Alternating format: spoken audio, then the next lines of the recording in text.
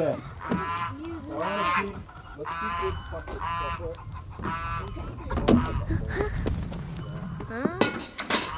We don't need it. There you go.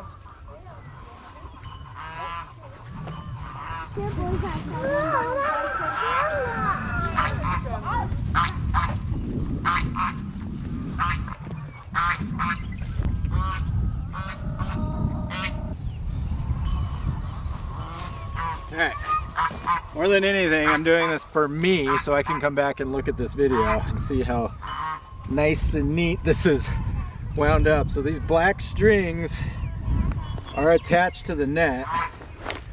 So it is designed to be able to do this, obviously. I've just never been able to do it. So I'm gonna unroll this on camera so that I see how it's unrolled so that I can roll it up the way I need it. So what we're doing right now, Natalie's pulling all the landscape stakes off of that one. We're gonna put this chicken net. This is the actual hen net that we typically use. These black nets we use for our meat chickens and our turkeys. We're just using them temporarily until we replace the net. She's gonna pull all the stakes. We're gonna set the white net up here. Put this black net, shocker knot net over here. Open this up so we can easily move the new hens. We'll leave both of these nets open so we can easily move everything in. And then we'll end up putting where the new hens are, that black net, we'll put that in storage until we get the turkeys out on pasture. So these black strings are attached to this net, I believe.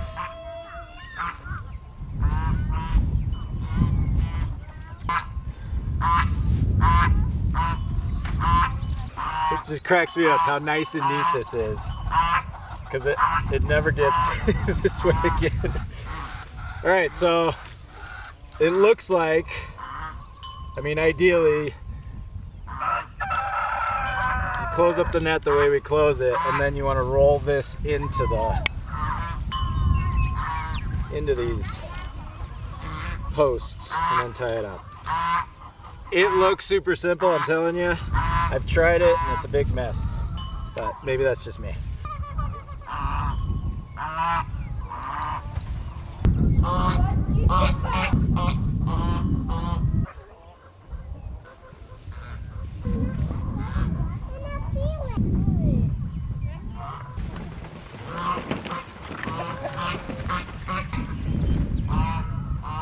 For me, that's the easiest way to do it, is to lay it all out. I usually start with one, lay the whole net out and make sure I can connect it. And then I go back and I start from here and work my way all the way around. Pulling it tight. The key is pulling this tight so you've got a nice tight net. If there's too much slack, that's why I always lay it out and then start here and pull it.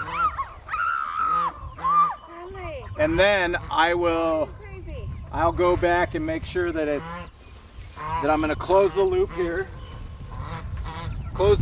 and then I work my way back this way, pulling this tight again. And then wherever the corner ends up over here, the corner ends up. So for me, that's the easiest way to do it. Now Natalie's running this net.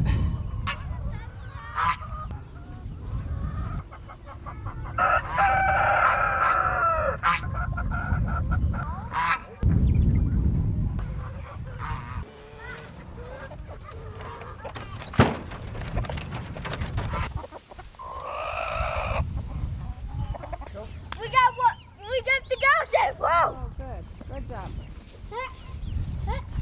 Huh?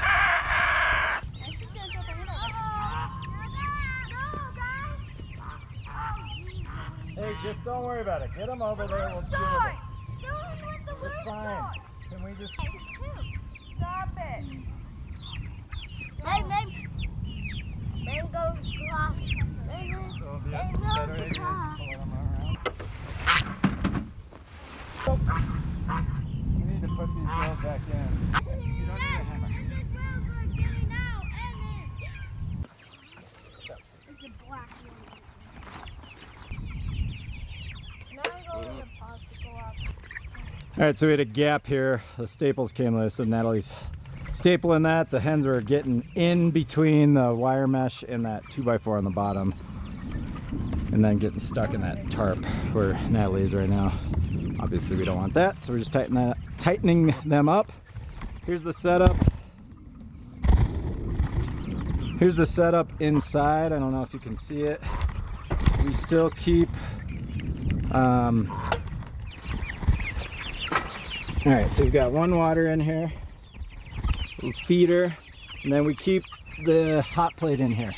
So put a hot plate in here because these girls, they're probably fine, and it's into May, but there's some little ones still, so we just want to make sure they've got their heat at night. And then you see what we do, we wrap tarps around the bottom too to kill any airflow.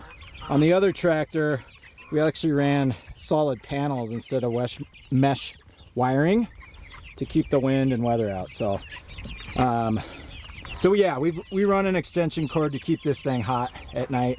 It's probably overkill, but at this point in time, they're old enough we don't want to mess with one dying because it got cold or smushed. They're all pretty feathered out, but and it does get cold at night, like Natalie just said. So that's the setup. We move this tractor every day because they're going to be back here pooping, and then we'll get them off their poop, give them fresh grass. Yeah. So we made green chili last night, and all we had was ham hocks, right? We had 2 ham hocks. We didn't have any cuts of pork, so we used the ham hocks, which was fine. Yeah, we didn't have any country hams. We usually use country hams for our green chili, pork green chili. We didn't have any, so we had ham hocks, threw that in, and it's great. It's very fatty, very rich. It was yummy, but anyways, Natalie brought out the, that's what these chickens are doing right now. They're scrap. Pork fat, pork skin, and the ham. Did you throw the whole hammock in there? So there's a bone in there. There's a hawk. Oh yeah, here we are. They're going to town on it right now.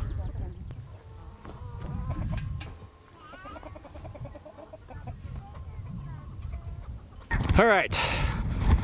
So we had some kids freaking out. We had the goose chasing AZ around. These big move days in the spring and summer, they get better. But today we did, you know, we had to unravel the fence, and it was an extra day, which is again why we started moving the pigs on Friday, just to split up the move days. And the baby hens and the tractor, that's a whole disaster because you're chasing chickens all over the yard. So spring and summer move days you do need to spend some time on it. I mean, we'll probably be out here for 2 hours this morning doing it, but it's a Saturday. Again, the pigs are easy. We move them on a Friday. That's easy just to do on a normal day of chores. Moving the hens and the chickens and the turkeys takes time. I've got to move the cows too. I'll show you guys what they did to our front yard. I know I keep talking about it. It's just, I love it. I love the concept. Free lawn care.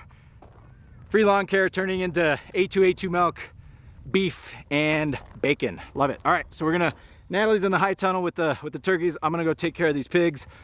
We're gonna go milk the cows, and then we should be done. I gotta move the fence.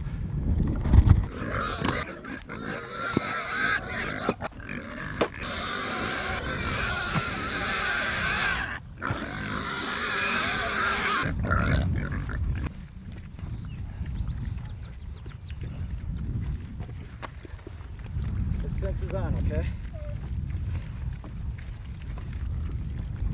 All right, onto the cows.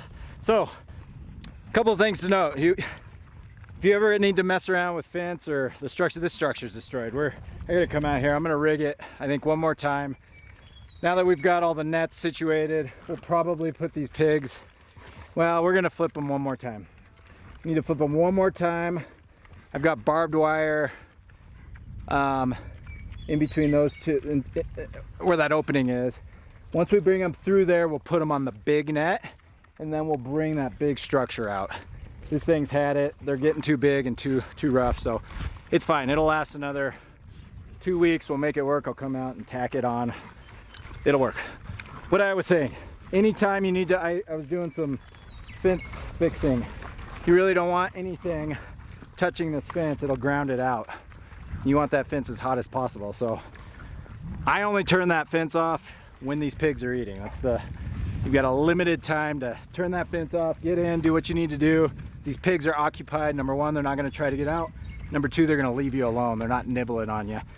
When I come out this afternoon to fix this thing, if I don't bring food, they're gonna be all up in my business, nibbling on me, biting me, nudging me.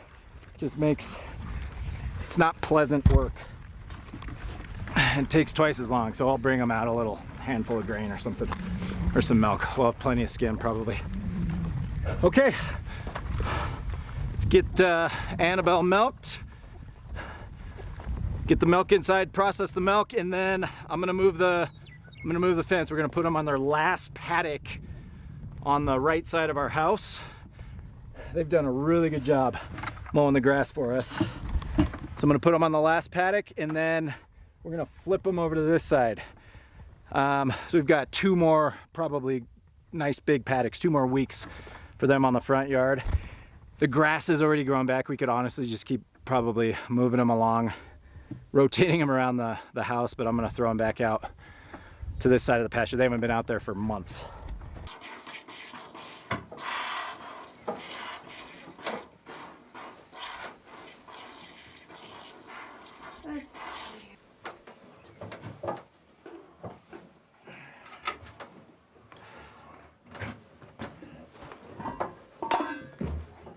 No, go, out, out.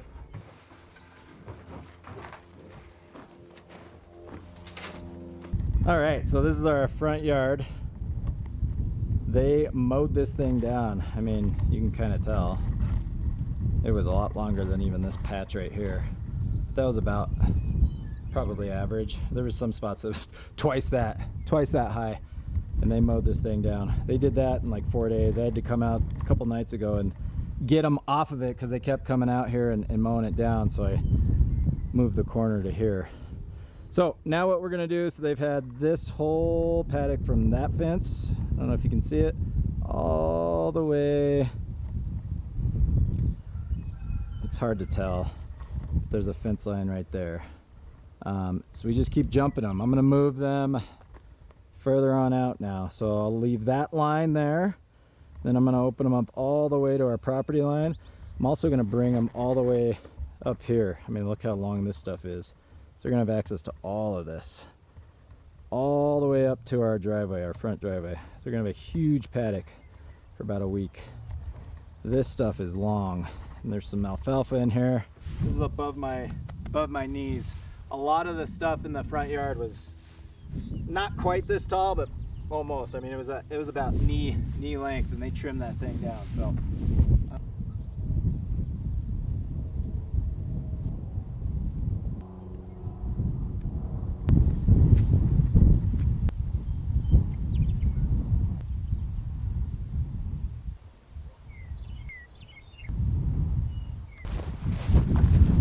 All right, got the fence ran. So we've got a brand new paddock. They're gonna love this. They're gonna love this grass. I am running out of batteries, so I might lose you guys any second here. I'm gonna go let the cows out. We're gonna head into town, do a little t-ball game, and then we're back at it. We've gotta check on the bees, so we'll open up the beehive. I'll bring you guys along for that. We gotta get the high tunnel, continue to get the high tunnel prepped. There's a few other things we need to do. I can't think off the top of my head, but we've got a full day of chores up. I've gotta work. Once I put the kids down for nap, I'll take a couple hours of work, and then we'll be back out here. So I'll bring you guys along. Now I gotta set up. It's going, but we gotta set up each one. We gotta set up, yeah. How many tomatoes did you plant? All right, so it's been a little over a week since my buddy Dave brought these bees over. So I'm gonna do a check. I'm just gonna see how full that bottom deep is. And again, we kind of just left, it's a mess out here. I'm gonna clean this up too. We just left out, I had a ton of deeps when our last few hives, they died a couple of years ago. So there's still tons of honey and wax and all the good stuff. So I left them out, the bees did their thing, they cleaned that out, and that helped them hopefully build out what we're going to take a look at here.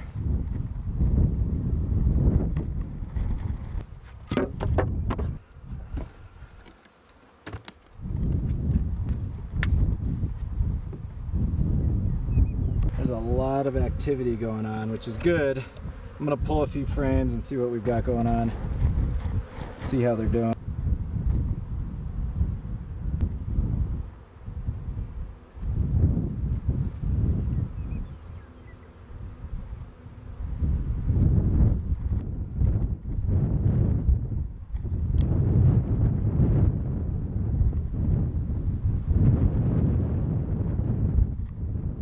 So definitely not a lot of activity in here. They've only done the first 4.5, or I don't remember, 4.5 I think, 4.5 frames.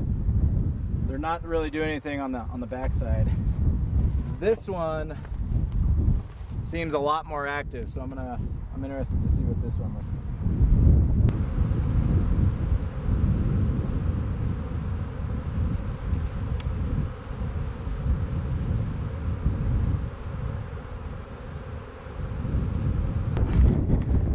So definitely not what I was hoping for. And the one, they're both hives are about, both deeps are about half full, half activity. And then that abandoned one looks like they're robbing from that one. So I don't know. I'm gonna have to, again, we're new to all this. We're not the best beekeepers. We did not do well the first few seasons, but we've been reading up on it, watching videos. So we're gradually trying to figure this out. I'm gonna text Dave too, because he's been doing this for quite some time. He's got some knowledge on it. So not what we were expecting, but hey, we'll check them. I'm gonna give them one more week, and then I'll check progress next week. So okay, hey, this is a long day of stuff. Hope you guys have a wonderful weekend. We'll catch you guys next time.